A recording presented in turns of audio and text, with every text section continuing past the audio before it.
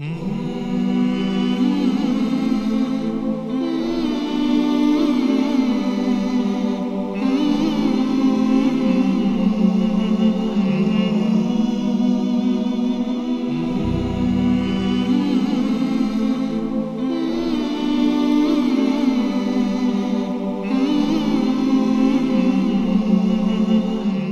باللہ من الشیطان الرجیم بسم اللہ الرحمن الرحیم اطیعوا اللہ ورسولہ ولا تنازعوا فتفشلوا وتذهب ريحكم واصبروا ان اللہ مع الصابرین۔ سورہ انفال کی 46 نمبر آیہ کریمہ ہے، جس میں قرآن تفرقے کے نقصان کو بیان کر رہا ہے۔ لڑائی جھگڑا تفرقہ اختلاف یہ صرف قرآن کا مسئلہ نہیں ہے، صرف شریعت اور حدیث کا مسئلہ نہیں ہے، بلکہ یہ عقلی مسئلہ ہے کہ کسی بھی قوم میں اگر تفرقے ہوں گے، فرقہ بازیاں ہوں گی، دوریاں ہوں گی، نفرتیں ہوں گی اور اختلاف ہوگا، یا اگر کسی ملک میں اگر ایسا ہوگا، ملک کے لوگ ایک دوسرے سے نفرت کر رہے ہوں گے، ایک دوسرے سے دور ہوں گے، تو لازمی طور پر وہ ملک کمزور ہوگا، اور قوم میں ہوگا تو وہ قوم کمزور ہوگی۔ اس کے ایک بہت بڑے نقصان کی طرف قرآن اشارہ کر رہا ہے۔ تم جو ہے مومنوں سے کہتا ہے کہ اطیعوا اللہ ورسولہ، اللہ کی اطاعت کرو اور رسول اللہ کی اطاعت کرو، چونکہ اللہ اور رسول جو ہے وہ لوگوں کو وحدت کی طرف دعوت دیں گے، اتحاد کی طرف دعوت دیں گے، اور حتیٰ اگر کچھ بھی کامن چیزیں ہیں تو اس کی بنیاد پر، جیسے قرآن میں ہے کہ قل یا اہل الکتاب تعالوا الی کلمۃ سواء بیننا وبینکم الا نعبد الا اللہ۔ چونکہ اہل کتاب یہودی، عیسائی اور بھی دوسرے اہل کتاب ہو سکتے ہیں، وہ ایک خدا کو اگر مانتے ہیں، ایک ایشور کو اگر مانتے ہیں، تو آواز دی گئی کہ آؤ ہم تم لوگ مل کر ایک ساتھ ایک بات پر اکٹھا ہو جاتے ہیں کہ ایک پروردگار کی بندگی کرتے ہیں اور اس کے لیے شرک نہیں کرتے ہیں اور ایک دوسرے کو خدا نہیں بناتے ہیں۔ تو بہت سارا اختلاف ہے، اعتقادی اختلاف ہے، عملی اختلاف ہے، فقہی اختلاف ہے، سماجی بہت سارے اختلافات ہیں، لیکن چونکہ ایک کامن چیز ہے تو اس ایک کامن مسئلے پہ سب لوگ اکٹھا ہو سکتے ہیں۔ یہ قرآن نے دعوت دی ہے اس زمانے میں اہل کتاب جو وہاں پر یہودی اور عیسائی رہا کرتے تھے۔ خوب یہ قرآن کا قانون ہے کہ ہر جگہ پہ جہاں پر کچھ لوگ اکٹھا ہوں، ان کے درمیان میں اختلافات ہوں، ان میں ایک اتحاد کا اور کامن پوائنٹ اگر موجود ہے تو اس کی بنیاد پر وہ سب لوگ اکٹھا ہو کر ساتھ میں رہ سکتے ہیں۔ اختلافات کو جو ہے آپس میں حل کریں۔ اختلاف ہونا یہ ایک جو ہے فطری چیز ہوتی ہے، لیکن اختلافات کو اختلافات بنا کے رکھنا اور اس کو پھر تفرقے میں تبدیل کرنا، اس کو نفرت میں تبدیل کرنا، یہ نقصان دہ ہوتا ہے۔ اور اسی طرف قرآن اشارہ کرتا ہے سورہ انفال میں جو آپ کے سامنے پڑھی ہے، اس میں ارشاد ہوتا ہے کہ اگر جو ہے ایسا کرتے ہو ولا تنازعوا، دیکھو نزاع نہ کرو، لڑو نہیں، جھگڑو نہیں، اتنا دوریاں نہ بناؤ کہ تفشلوا فتفشلوا، تم فشل ہو جاؤ گے، تم کمزور ہو جاؤ گے۔ سب سے برا اثر جو کسی قوم میں اختلاف کا ہوتا ہے کہ چاہے اس کی تعداد کتنی زیادہ کیوں نہ ہو، چاہے اس کے ملک کتنی زیادہ کیوں نہ ہو، کم تعداد کے لوگ، اس کے سامنے مشاہدے موجود ہیں، اس کے بہت سارے نمونے موجود ہیں ابھی بھی اور پہلے بھی۔ کم تعداد کے لوگ اگر متحد رہے تو وہ کامیاب رہے۔ عالم اسلام بھی ویسا ہوا کہ عالم اسلام میں پیغمبر اکرم صلی اللہ علیہ وآلہ وسلم نے ان کے دلوں کو جوڑا ہوا تھا، ان کی تعداد کم تھی، میدان میں کم تھے، لشکر میں کم تھے، جنگ میں کم تھے، نارمل طور پہ کم تھے، لیکن وہ ہر میدان میں کامیاب ہوا کرتے تھے۔ اگر اختلاف ہوا تو وہاں ناکام ہوئے حتی رسول اللہ کے ہوتے ہوئے، جیسے جنگ احد میں جو نمونہ سامنے موجود ہے۔ لیکن جہاں جہاں متحد رہے، رسول اللہ کے بعد بھی جہاں جہاں متحد رہے اور وہاں پہ کامیاب ہوئے۔ اور متحد رہنے کے لیے مجھے لگتا ہے کہ تاریخ میں کسی بھی انسان نے اتنی زیادہ قربانیاں نہیں دی ہیں جتنا ذات امیر المومنین علی بن ابی طالب علیہ السلام نے دی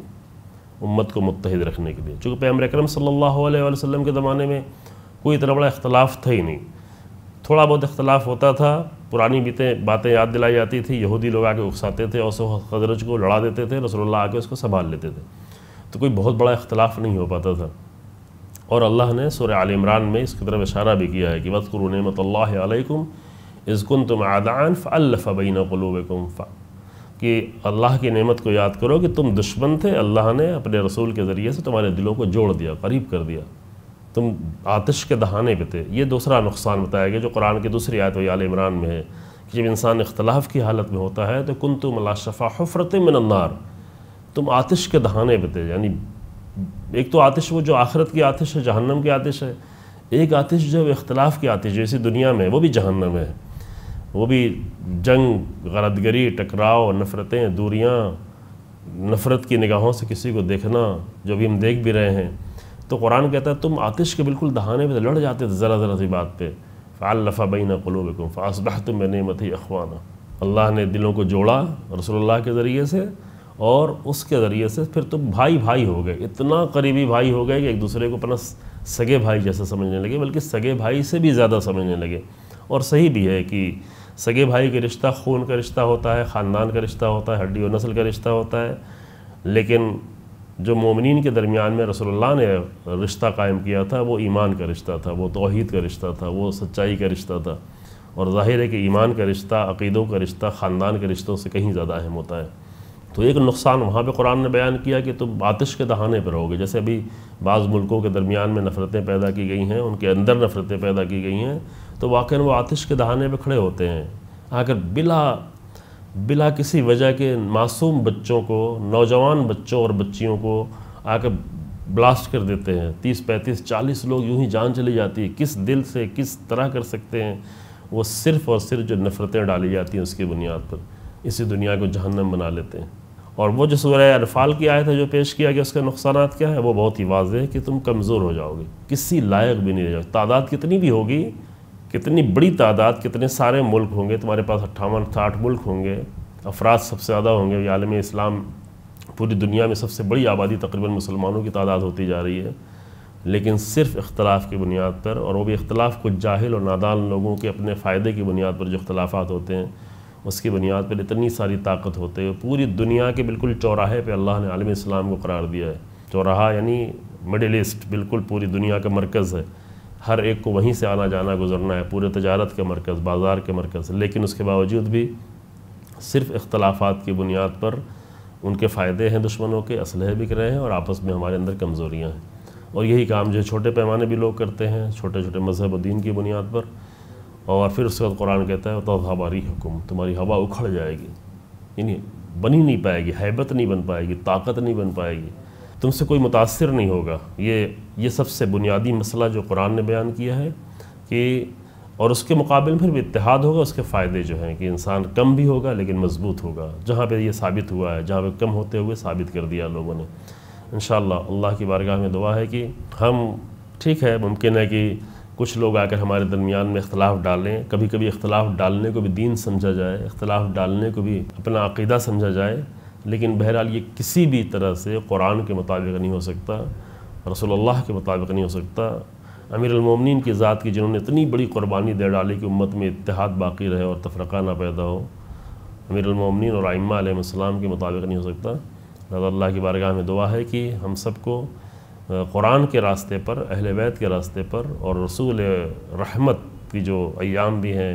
پیغمبر اکرم صلی اللہ علیہ وآلہ وسلم کی ولادت کے، اور جس کی بنیاد پر مومنین مسلمان امت مسلمہ کے دل آپس میں جڑ سکتے ہیں، اس کامن پلیٹ فارم پر اللہ جو ہے اختلاف سے ہم سب کو دور رکھے۔ اور جو کچھ شرپسند لوگ ہیں جو اختلافات پیدا کرتے ہیں، ممکن ہے ان کے اندر نادانی ہو، واقعاً دل سے نہیں چاہتے ہوں، اسلام کا برا نہیں چاہتے ہوں، لیکن نتیجے میں برائی ہو رہی ہے، تو اللہ جو ہے ان کو بھی ہدایت کرے اور اختلاف کی فضا سے اپنے آپ کو بچائیں، اور امت مسلمہ وحدت کے ساتھ پھر ایک مرتبہ تمام ناکامیوں کے باوجود، تمام مشکلات کے باوجود ایک مرتبہ امت مسلمہ پھر جو ہے اپنے اتحاد اور اپنی قوت کے ذریعے سے ان بلندیوں تک پہنچے کہ جو اس کا حق ہے، جس کے لیے قرآن نے کہا ہے کہ انتم العالون ان کنتم مومنین، اگر تم مومن ہو، سب لوگ مل کر اگر ایک مومن ہو، اور مومن ہونے کا تقاضا لازمی ہے کہ متحد ہو، تو تم سب سے زیادہ سربلند ہو، سب سے زیادہ تم عزت والے ہو، اور سب سے زیادہ بلند ہو۔ اللہ امت مسلمہ کو وہ بلندیاں نصیب فرمائے انشاءاللہ تعالی۔